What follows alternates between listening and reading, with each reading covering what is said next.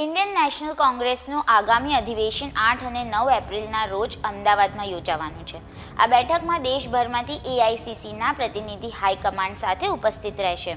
એઆઈસીસીના પ્રભારી અને પાર્ટીના મહાસચિવ કેસી વેણુગોપાલ આ તૈયારીના ભાગરૂપે ગુજરાત આવ્યા હતા. તેમજ કોંગ્રેસના રાષ્ટ્રીય અધિવેશન પહેલા લોકસભાના વિપક્ષ નેતા રાહુલ ગાંધી પણ 2 દિવસીય ગુજરાતના પ્રવાસે આવશે. આ જ મુદ્દે વિસ્તારે વાત કરશું આ વિડીયોમાં. નમસ્કાર, વાઇબ્સ ઓફ ઇન્ડિયા સાથે હું સુરભી. 4 માર્ચે એટલે કે આજે એઆઈસીસીના પ્રભારી અને પાર્ટીના મહાસચિવ કેસી વેણુગોપાલ એઆઈસીસીની બેઠકની તૈયારીઓના ભાગરૂપે અમદાવાદ પહોંચ્યા હતા, જ્યાં તેમણે સરદાર વલ્લભભાઈ પટેલના સ્મારકની મુલાકાત લીધી હતી. તેમજ તેમણે સરદાર પટેલને શ્રદ્ધાંજલિ પણ પાઠવી હતી.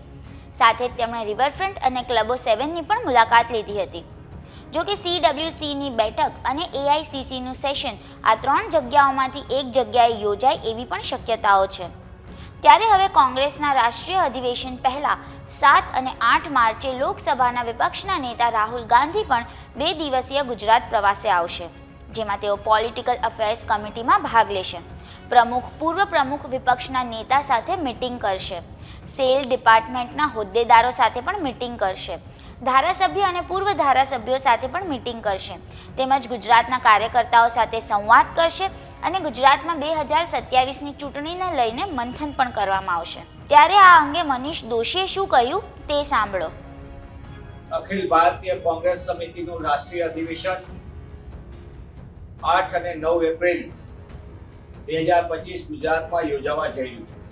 આ ઐતિહાસિક અધિવેશનની તૈયારીના ભાગરૂપે કોંગ્રેસ પક્ષના રાષ્ટ્રીય મહામંત્રી, અમારા સંગઠન ઇન્ચાર્જ કેસી વેણુગોપાલજી, ગુજરાત સંગઠનના પ્રભારી રાષ્ટ્રીય મહાસચિવ મુકુલ વાસ્તિકજી, ગુજરાત પ્રદેશ કોંગ્રેસ સમિતિના સન્માનીય અધ્યક્ષ માનનીય શક્તિસિંહજી ગોહિલ, વિધાનસભા કોંગ્રેસ પક્ષના નેતા સન્માનીય અમિતભાઈ ચાવડા સહિત કોંગ્રેસ પક્ષના આગેવાનોએ આજે વિવિધ સ્તરની મુલાકાત લીધી.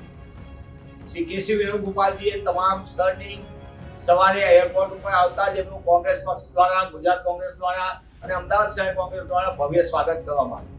ત્યારબાદ અમે સરદાર સાહેબનું સ્મારક છે જે ઐતિહાસિક, તે સ્થળની મુલાકાત લીધી અને સરદાર સાહેબને કેસી વેણુગોપાલજી સહિતના તમામ મહાનુભાવોએ નમન કર્યું.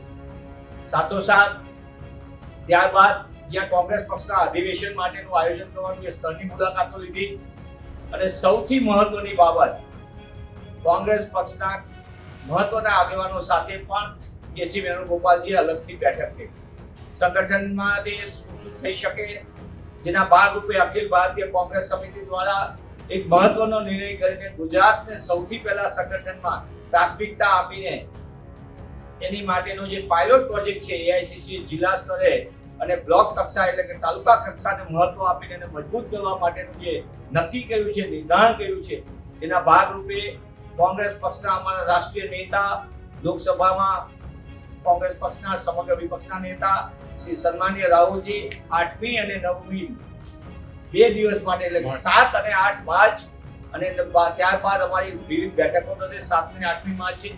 આ બંને બેઠકોની બંને દિવસની અંદર કોંગ્રેસ પક્ષના અમારા પ્રદેશના આગેવાનો, વિવિધ જે મહત્વના આગેવાનો છે, પોલિટિકલ અફેર્સ કમિટી એની સાથે વાત કરશે, ધારાસભ્યો સાથે અલગથી બેઠક કરશે, જિલ્લાના અમારા પ્રમુખો છે અને તાલુકાના પ્રમુખો છે તેમની સાથે પણ રાહુલજી વાતચીત કરશે.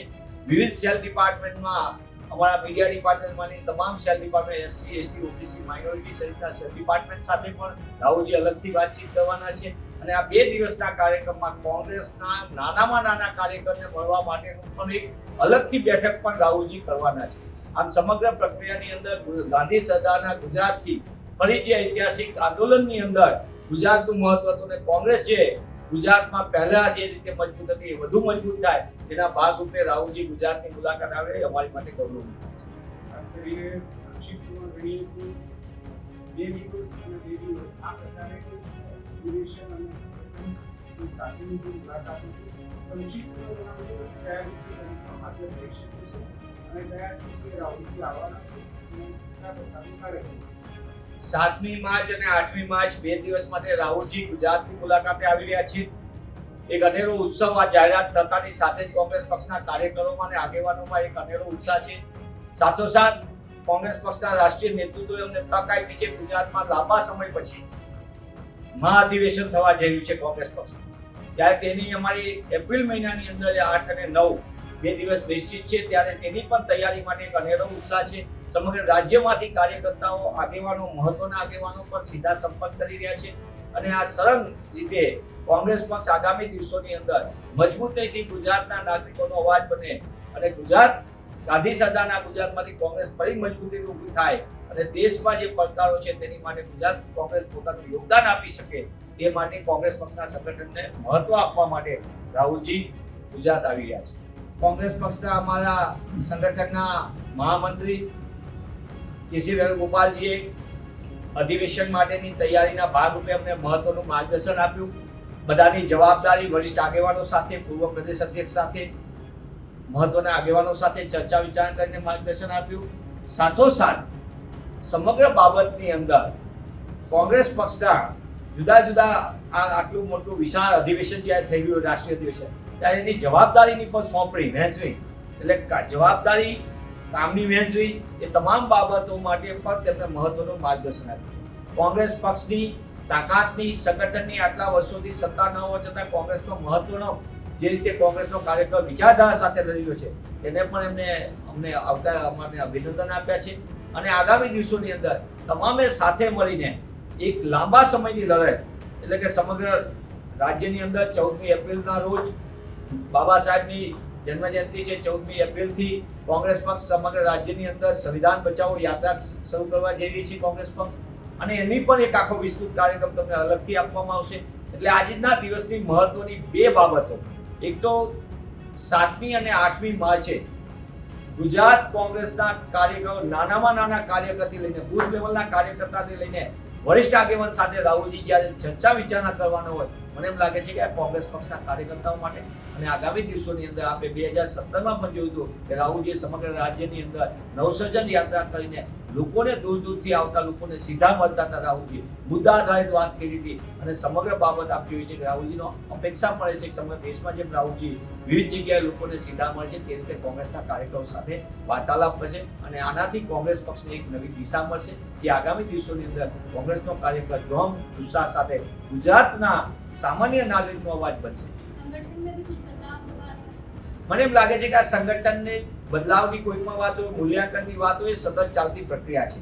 પણ સાથે સાથે અત્યારે અમારું સંપૂર્ણ ધ્યાન રાષ્ટ્રીય અધિવેશનની તૈયારી માટેનું છે અને રાહુલજી જ્યારે 7મી અને 8મી માર્ચે ગુજરાત આવી રહ્યા હોય ત્યારે એ પણ અમારી માટે બહુ અગત્યનું. અત્યારે મહત્વનું એ છે કે ગુજરાતના નાગરિકોને કેમ ન્યાય મળે, ગુજરાતના નાગરિકોને કેમ હક મળે, ગુજરાતના ખેડૂતોને કેમ ન્યાય મળે, ગુજરાતના વિદ્યાર્થીઓને પરવડે તેવી ફીમાં શિક્ષણ કેમ મળે, ગુજરાતના યુવાનોને કઈ રીતે રોજગાર મળે, આવા સમગ્ર મુદ્દાઓ જે ગુજરાતનો નાનો નાગરિક પરેશાની વેઠતો હોય, મહિલાઓ મોંઘવારીથી પરેશાન હોય, ત્યારે આ સમગ્ર બાબતને લઈને ગુજરાત અને ગુજરાતીઓના હક અને અધિકાર માટે અમને અનેરું માર્ગદર્શન મળે અને એ જોમ જુસ્સા સાથે કોંગ્રેસનો કાર્યકર ગુજરાતના નાગરિકોનો અવાજ બને એ દિશામાં અમે ધ્યાન કેंद्रित કર્યું છે. मनीष जी, खास करके राहुल गांधी जी ने कहा था एक वीडियो गुजरात से मुखार बनेगा, तो क्या लग रहा है कि 2027 की तैयारियां यहाँ से हो रही है, इसके लिए यहाँ पे अधिवेशन किया जा रहा है?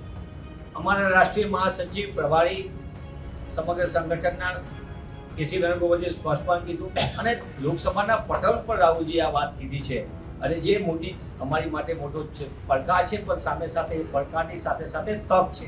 કોંગ્રેસના કાર્યકરોને મજબૂતીથી આ દિશામાં આપવા માટે સંપૂર્ણ રાષ્ટ્રીય નેતૃત્વ કોંગ્રેસ પક્ષના નાનામાં નાના કાર્યકરોને મહત્વ આપવા માટે રાહુલજીએ આ નવો પ્રયોગ કર્યો છે અને એનો ગૌરવ અમને એટલા માટે અમને સૌને છે ગુજરાતના કોંગ્રેસના કાર્યકર્તા તરીકે કે રાહુલજીએ અને સમગ્ર કોંગ્રેસ પક્ષે ગુજરાતને આ પાયલોટ પ્રોજેક્ટ માટે પસંદ કર્યો છે. ગુજરાતમાં 62 વર્ષ પહેલા એઆઈસીસીની બેઠક ભાવનગરમાં મળી હતી, ત્યારે 8 અને 9 એપ્રિલે અમદાવાદમાં એઆઈસીસીની બેઠક મળવાની છે. એઆઈસીસીની બેઠકમાં ભવિષ્યમાં પાર્ટીની કાર્યવાહીને લઈને રૂપરેખા તૈયાર કરાશે. આ મહત્વપૂર્ણ બેઠકમાં એઆઈસીસીના પ્રતિનિધિઓ આવશે, જેઓ ભાજપની જનવિરોધી નીતિથી ઉત્પન્ન થતા પડકારો અને બંધારણના મૂલ્યો પર થઈ રહેલા હુમલાને લઈને ચર્ચા કરવામાં આવશે. આ સાથે જ ભવિષ્યમાં પાર્ટીની કામગીરીને લઈને માળખું પણ તૈયાર કરાશે. અમદાવાદમાં અધિવેશન સત્રની શરૂઆત 8 એપ્રિલે વિસ્તારિત કોંગ્રેસ કાર્ય સમિતિ એટલે કે CWC બેઠક યોજાશે. આ બંને બેઠકોની અધ્યક્ષતા કોંગ્રેસ અધ્યક્ષ મલ્લિકાર્જુન ખડગે કરશે. બેઠકમાં કોંગ્રેસ સંસદ દળના અધ્યક્ષ ભાગ લેશે, જેમાં સોનિયા ગાંધી, વિપક્ષના નેતા રાહુલ ગાંધી, કોંગ્રેસ શાસિત રાજ્યોના તમામ મુખ્યમંત્રી, રાષ્ટ્રીય પદાધિકારી, વરિષ્ઠ પાર્ટીના નેતા અને અન્ય પ્રતિનિધિઓ પણ સામેલ થશે. આ અંગે તમારું શું કહેવું છે અમને કોમેન્ટ કરીને જણાવજો. દેશ, દુનિયા અને ગુજરાતના તમામ સમાચારો માટે જોડાયેલા રહો વાઇબ્સ ઓફ ઇન્ડિયા સાથે.